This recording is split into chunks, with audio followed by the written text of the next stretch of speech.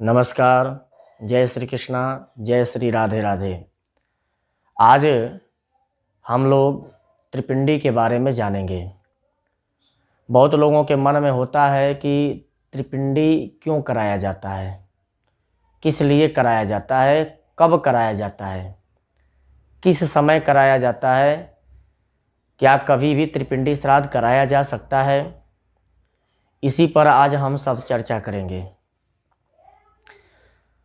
पहले तो ये जानिए कि त्रिपिंडी जो होता है वो पितृदोष निवारण के लिए होता है।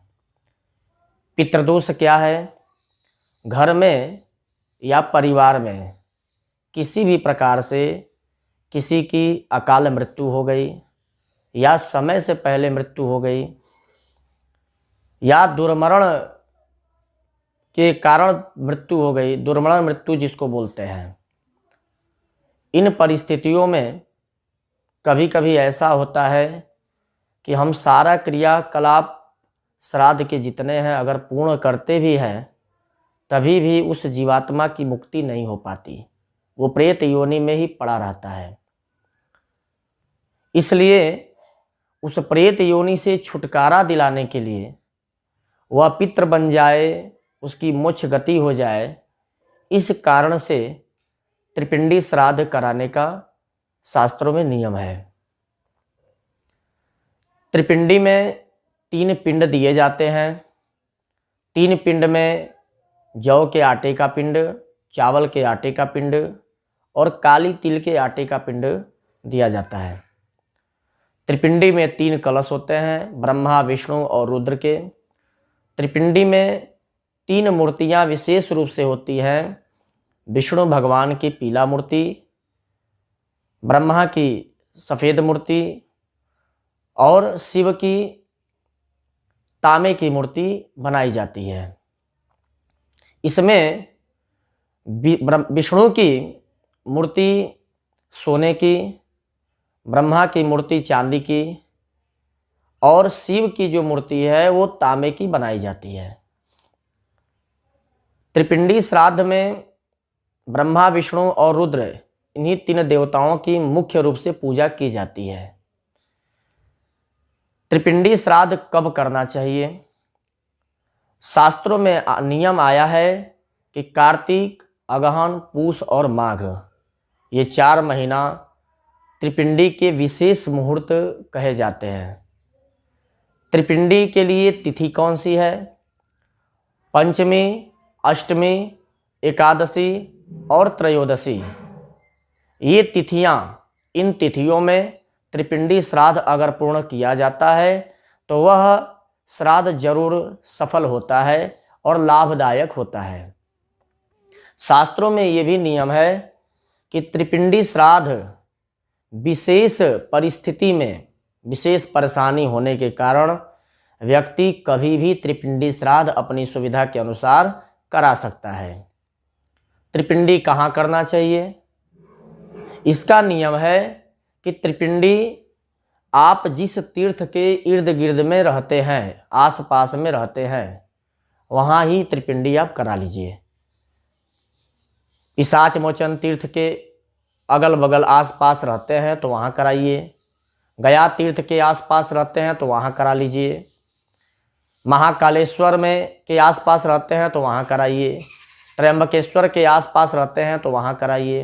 गंगा के तट के पास रहते हैं तो वहाँ ही करा लीजिए। नदी के तट पर भी त्रिपिंडी कराया जाता है।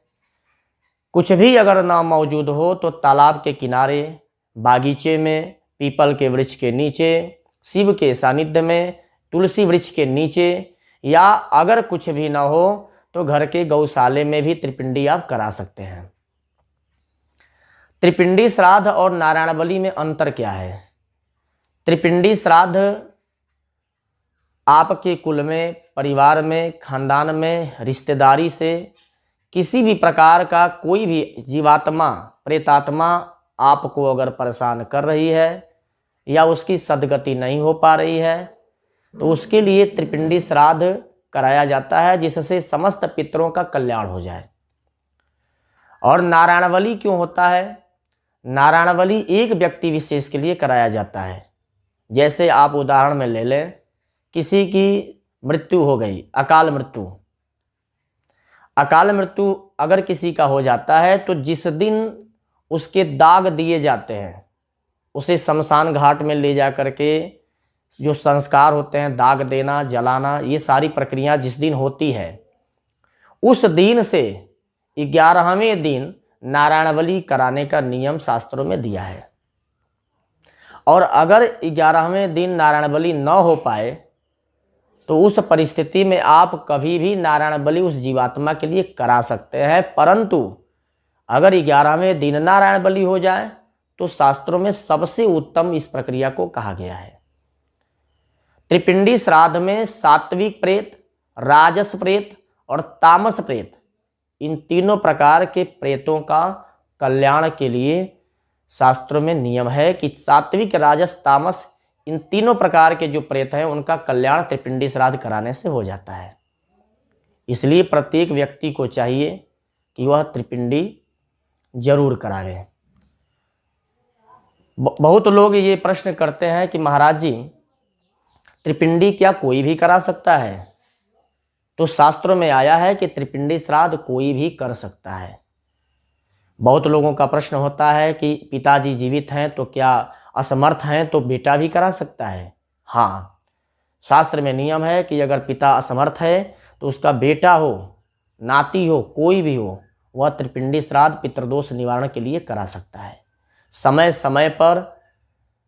समय पर परिस्थिति अगर आपकी अच्छी है तो हर 2 साल, 4 साल, 5 साल, 10 साल, 20 साल पर जब आपका समझ में आवे आप त्रिपिंडी श्राद्ध कराया करें। यह शास्त्रों में नियम है। त्रिपिंडी श्राद्ध में नरकेषु समस्तेषु यातनासु च ये स्थिता तेषाम आप्यायना एतद्यते सलिलम मया।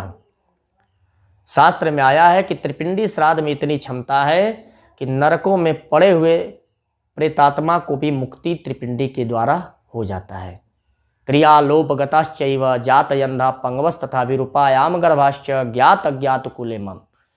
किसी का क्रियाक्रम नहीं हुआ, किसी की श्राद्ध कराने में कोई त्रुटियां रह गई हो, या किसी के गर्भ में बहुत सारे बच्चे मरे हों या गर्भ के बाहर आके मरे हों, या किसी भी प्रकार से खानदान परिवार का कोई दोष आ रहा हो, उन सब का उद्धार, कल्याण त्रिपिंडी कराने से हो जाता है। जय श्री कृष्णा, जय श्री राधे राधे।